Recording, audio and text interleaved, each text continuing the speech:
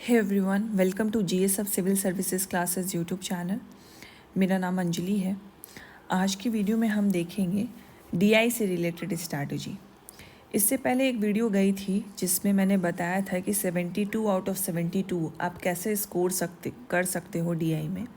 उसमें मैंने रिलेवेंसी बताई थी कि कैसे स्टेप मार्किंग की रिलेवेंसी है, जिससे जो एक दो स्टेप मार्क के स्टेप्स अगर हम छोड़ देते हैं तो उसके भी मार्क्स कट जाते हैं। और साथ ही साथ हमने देखा था कि एक BYQ को सॉल्व करते हुए देखा था, समझा था। और मेरी जो 68 बीपीएससी की जो कॉपी थी उससे ही मैंने बताया था आपको कि कैसे मैंने सॉल्व किया था, क्योंकि 68 बीपीएससी में मेरे 72 आउट ऑफ 72 आए थे। तो आज की वीडियो में हम डीआई की ओवरऑल स्ट्रैटेजी देखेंगे कि कैसे आपको डीआई को प्रिपरेशन करनी चाहिए सो डैट आपके भी मैक्सिमम मार्क्स इसमें उठें। और डीआई में अगर आप अच्छे मार्क्स ले आते हो तो आपके ओवरऑल GS1 के मार्क्स बहुत इंक्रीज़ हो जाएंगे एंड सिलेक्शन के चांसेस तो हाँ बढ़ेंगे ही बढ़ेंगे, बट जो ओवरऑल रैंकिंग भी है वो भी काफ़ी इम्प्रूव हो जाएगी। तो डीआई को बिल्कुल इग्नोर नहीं करना है। 72 marks is a very high marks. यहाँ पे एक दो मार्क्स से अच्छे खासे डिफरेंसेस हो जाते हैं रैंक में।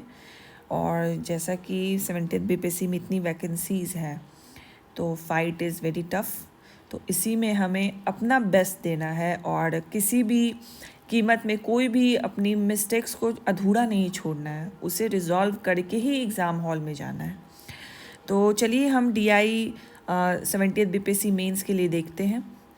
एंड बहुत लोगों की क्वेरी आ रही है कि मेंस मेंटरशिप, जैसे हमने तो वीडियो डाल रखी है कि कैसे मेंस मेंटरशिप चलेगी, बट कॉल पे ज़्यादातर यही होता है कि मैम या सर प्लीज़ बता दीजिए कि प्रोग्राम कैसे चलेगा, क्या क्या आप लोग प्रोवाइड करेंगे।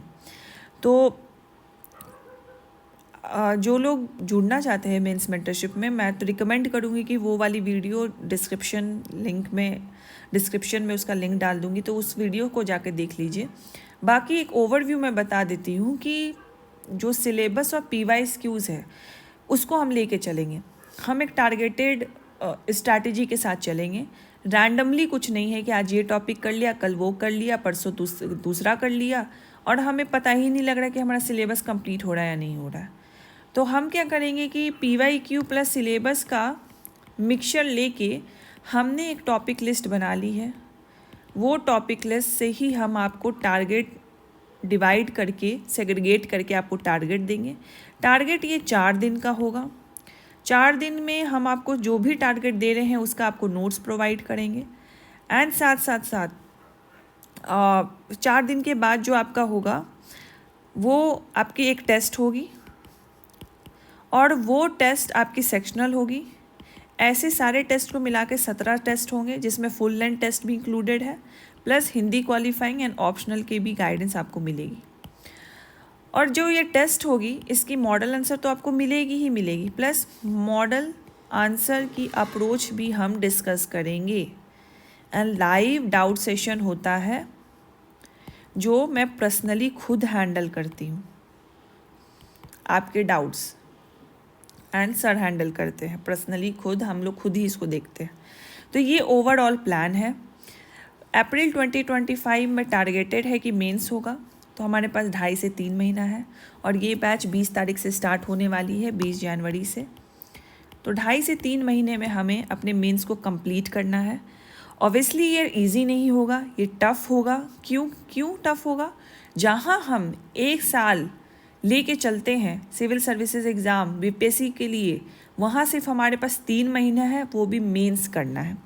तो this will be a tough.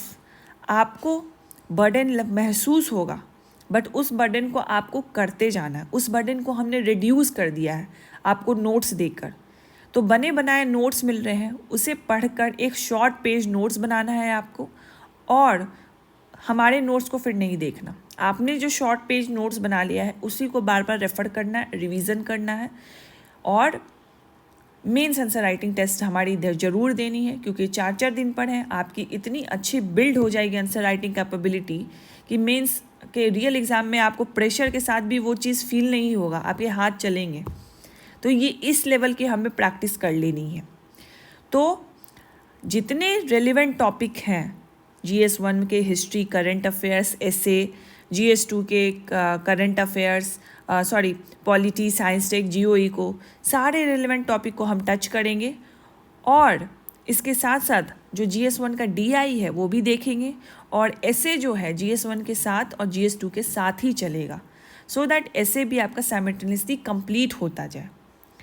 All right, तो हम और जो भी हम आपको टॉपिक्स देते हैं, जो भी टॉपिक्स दिए जाते हैं, ये सब मेरे ही द्वारा हैं। और जो टारगेट्स आपको PDF दिए जाते हैं, ये भी मेरे द्वारा दिए जाते हैं, क्योंकि जो टारगेट हमने जो लिस्ट बना रखी है उसको मैंने पहले ही उसको डिवाइड कर दिया कि किस तरीके से आपको टारगेट जाएगा। एंड जो नोट्स में भी सब हेडिंग जाता है वो भी मेरे द्वारा ही दिया गया है। तो जितने डायमेंशंस हो सकते हैं उस टॉपिक को लेके आप वो कवर कर लो। और क्योंकि क्वेश्चन का हमें नहीं पता कि क्वेश्चन किस डायमेंशन को लेके पूछ दे, तो हमें क्या करना है, सारे डायमेंशन को कवर करना है। और जो हमने पढ़ा है क्वेश्चन के डिमांड्स को एड्रेस करते हुए उसको मोल्ड करके लिखना है। This is we have to do, और यही हमें सीखना है, यही कला हमें सीखना है। तो आज की वीडियो में चलिए हम DI देखते हैं। DI अभी आप लोगों का स्टार्ट भी होने वाला है, जो बैच 1 है। जो बैच 2 है 20 जैन से जो भी शेड्यूलिंग होगी टेस्ट की, कैसे चलेगा आपका, वो शेड्यूल आपको मिल जाएगा, वो अपलोड कर दिया जाएगा मेरे टेलीग्राम चैनल पे। तो वहाँ से आप देख सकते हो किस तरीके से शेड्यूल चलेगा, एंड फिर आप डिसाइड कर सकते हो if you want to join और नॉट। अगर नहीं भी ज्वाइन करते हो, मेंस स्ट्रैटेजी वीडियो, एसे की स्ट्रैटेजी, DI की, GS1 की, GS2 की, सारी अपलोडेड है यूट्यूब चैनल पे मेरे।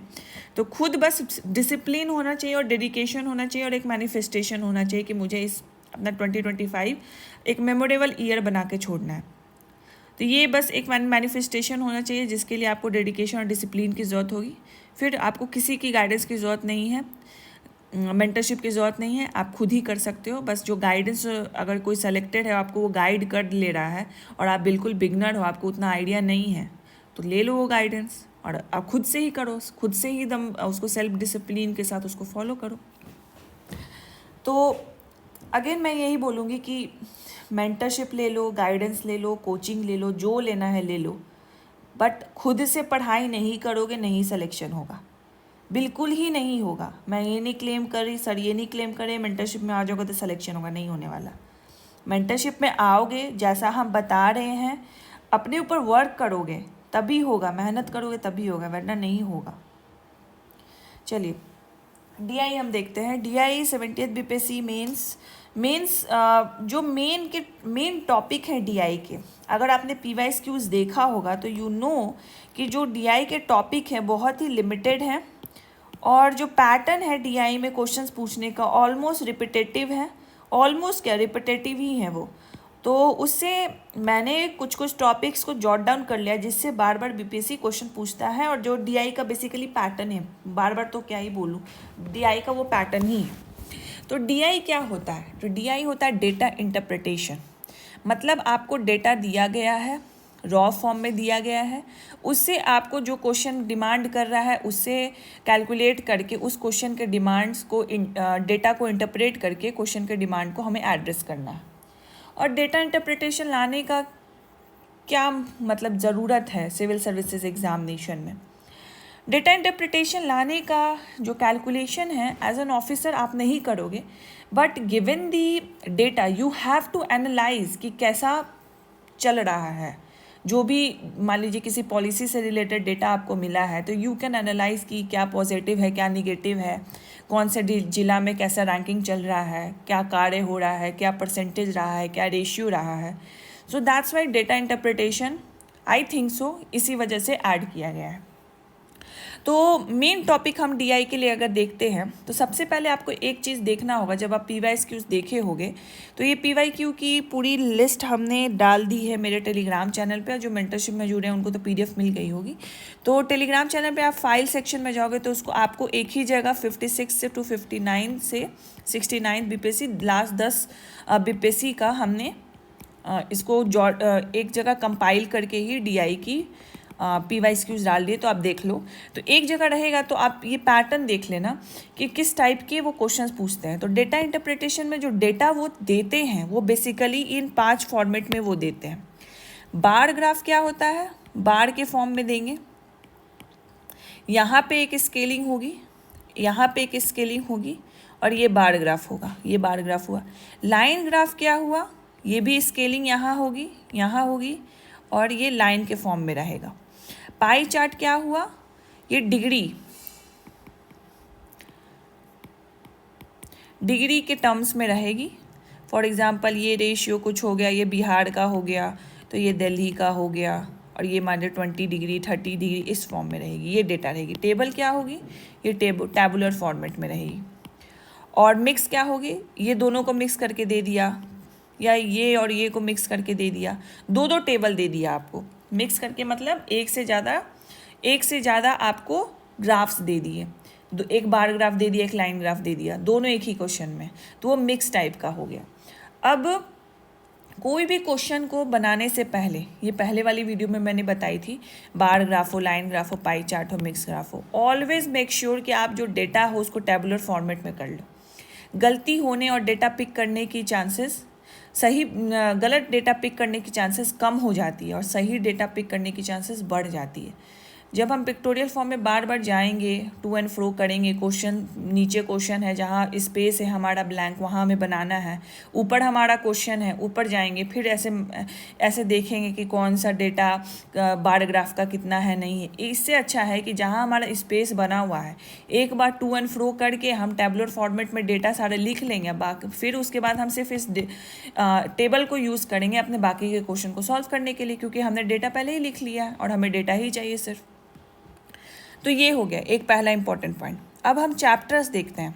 अब चैप्टर्स एज सच तो है नहीं कि क्या क्या उसमें चैप्टर्स है। फॉर एग्जांपल जैसे आप प्रीलिम्स में देखोगे तो है चैप्टर की परम्यूटेशन कम्बिनेशन है, ट्रेन स्पीड वाला है, वर्क डेज वाला जो पार्ट है, तो ये सारे है चैप्टर जिसको आप सेग्रीगेटेड तोड़ सकते हो। डीआई में एज सच कोई चैप्टर नहीं है। टाइप ऑफ क्वेश्चन तो एक तो ग्राफ का हो गया, और टाइप ऑफ क्वेश्चन में ऐसे हो गया कि किस फार्मूला के बेस पे ये क्वेश्चन है, तो उस टाइप से भी हम उसको ले सकते हैं। तो सबसे पहले एक तो परसेंटेज, हर क्वेश्चन में आपको डीआई में परसेंटेज तो दिखेगा ही दिखेगा। सेकंड आपका हो जाता है इनकम एक्सपेंडिचर प्रॉफिट लॉस वाला जो गेम होता है वो रहता है। तो प्रॉफिट लॉस भी कैसे निकालोगे, इनकम एक्सपेंडिचर का परसेंटेज ही निकालोगे। प्रॉफिट कैसे निकलता है, income minus expenditure divided by expenditure into 100, same उसी से निकलता है, बस इसमें एक्सपेंडिचर इनकम से ज़्यादा होता है, तो लॉस निकल गया। अब इसमें देखो एक होता है डिग्री, तो ये जो पाई चार्ट वाला है ये डिग्री में होगा, उसको हमको परसेंटेज में करना है, तो वो हो गया। ये टू एंड फ्रो होता है, डिग्री को परसेंटेज में करो, परसेंटेज को डिग्री में करो। एक रेशियो वाला पार्ट हो गया कि हमें रेशियो निकालना है, तो डेटा आपको दिया उसको रेशियो निकालना है, या परसेंटेज आपको दिया उसे डेटा निकाल के रेशियो निकालो, तो ये रेशियो वाला हो गया। परसेंटेज इंक्रीज और डिक्रीज, ऐसा आप बहुत सारा देखोगे कि ईयर बाय ईयर डेटा दिया रहता है, तो हमें परसेंटेज इंक्रीज और डिक्रीज निकालना होता है पिछले ईयर के कंपैरिजन या पिछले 2 साल के ईयर के कंपैरिजन, तो वो वाला वैल्यू, वो वाला परसेंटेज इंक्रीज, तो ये भी परसेंटेज के ही अंदर कवर हो जाता है।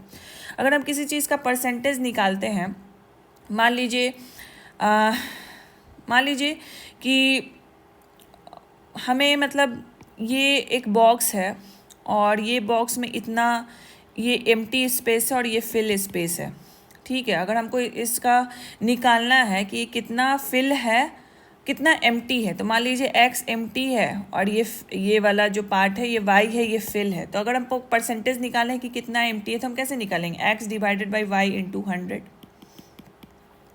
ठीक है। तो ये हम निकालेंगे इसका परसेंटेज कि कितना ये एम्प्टी है। अगर वही रहा कि हमें फॉर एग्ज़ाम्पल कि मान लीजिए एक पहले साल में 2023 में जो चावल की प्रोडक्शन थी, राइस प्रोडक्शन, वो 100 थी, 2100 केजी ले लेते हैं, स्मॉल वैल्यू लेते हैं। 2024 में जो चावल की प्रोडक्शन एक फार्मर के खेत में हुई वो आपकी 150 केजी हुई। तो अगर हमको इसको ऐसे देखना है कि हमको इसका ग्रोथ रेट निकालना है, तो ग्रोथ रेट कैसे निकलेगा, हमें 2024 का जो 150 माइनस हम 100 करेंगे, डिवाइडेड बाय 100 करेंगे, इंटू 100 करेंगे, तब ये ग्रोथ रेट निकला।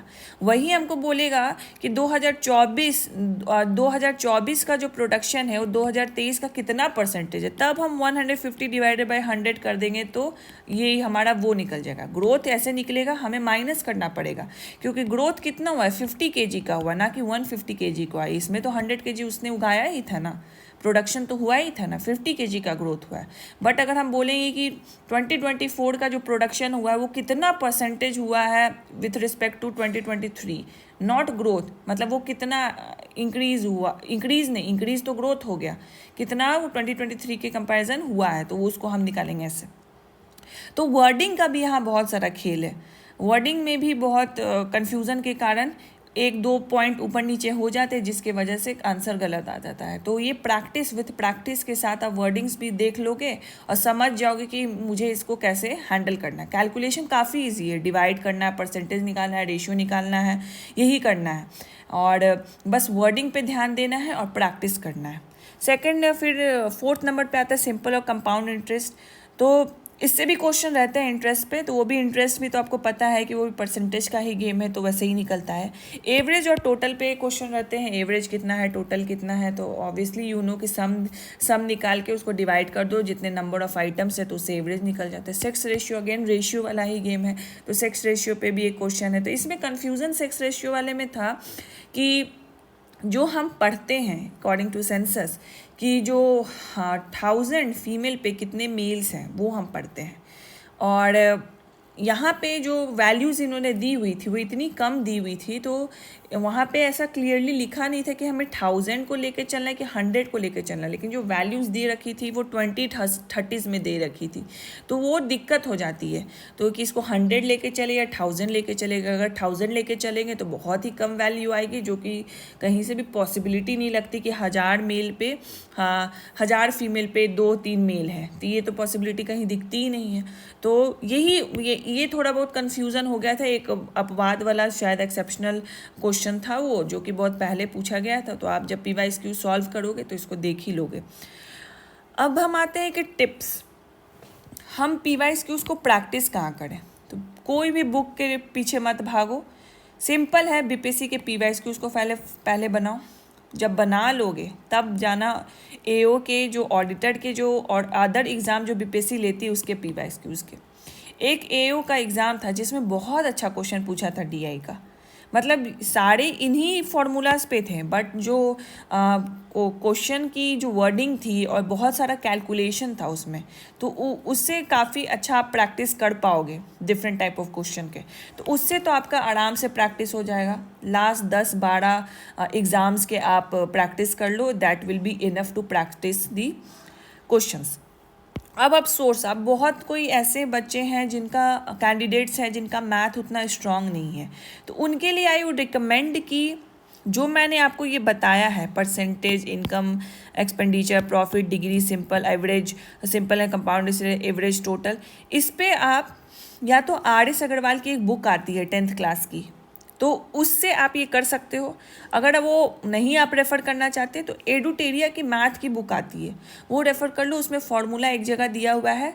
PYQs के अलावा भी उसके सॉल्यूशन तो दिए हुए हैं, उसके अलावा भी कुछ क्वेश्चंस दिए हुए हैं जिसके सॉल्यूशंस के साथ उसको सॉल्व कर रखा है, तो सॉल्यूशन देख के आप धीरे धीरे सीख जाओगे। बस ये कंसिस्टेंसी का खेल है, कंसिस्टेंसी रखो। अगर दिक्कत हो रही है DI में, अभी से लगो, डेली एक क्वेश्चन लेके बैठो रात में कैलकुलेटर के साथ और देखो।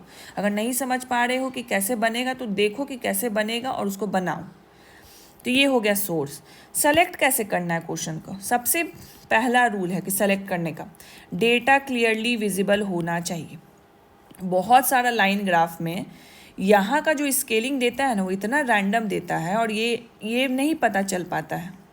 तो हमें बिल्कुल देखना है कि जिसमें मुझे डेटा क्लियरली मिल जाए। मान लो यहाँ पे आपको लग रहा है कि 23 है, लेकिन आयोग ने ले लिया 24, और यहाँ पे वो स्केलिंग सही नहीं है इसकी। ये मतलब अगर ये 20 का बनाया हुआ है, ये वाला जो पॉइंट है ये बीच में दे दिया है। अब ये 24 है कि 23 आपको नहीं पता चल रहा, तो आप रैंडमली ले रहे हो कि अच्छा मिडिल में है तो हम 23 ले लेते हैं, आयोग ने 24 ले लिया।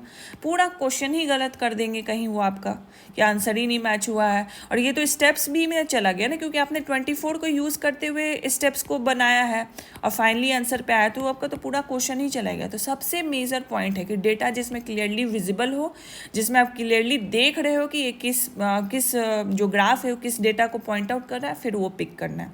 सेकंड, हमें जो क्वेश्चंस रहेंगे 5 क्वेश्चन रहते हैं हर एक डीआई में, तो उस क्वेश्चंस को देखना है कि आप जब इतना प्रैक्टिस करोगे, you know your strong area, कि आप परसेंटेज में कंफर्टेबल हो, एवरेज में कंफर्टेबल हो या डिग्री में कंफर्टेबल हो, ये आपको पता रहेगा। तो उस हिसाब से देखो कि अगर मान लो सब में डेटा ठीक है, सारे क्वेश्चन में ठीक है, तो आप देखो कि अगर परसेंटेज में कंफर्टेबल हो, उस टाइप के क्वेश्चंस पहले आपने हल कर चुके हैं तो उस पर चले जाओ। एवरेज में कंफर्टेबल हो, उसी तरह ये आपको चूज़ करना है। तो इस तरीके से आपको सेलेक्ट करना है क्वेश्चन को।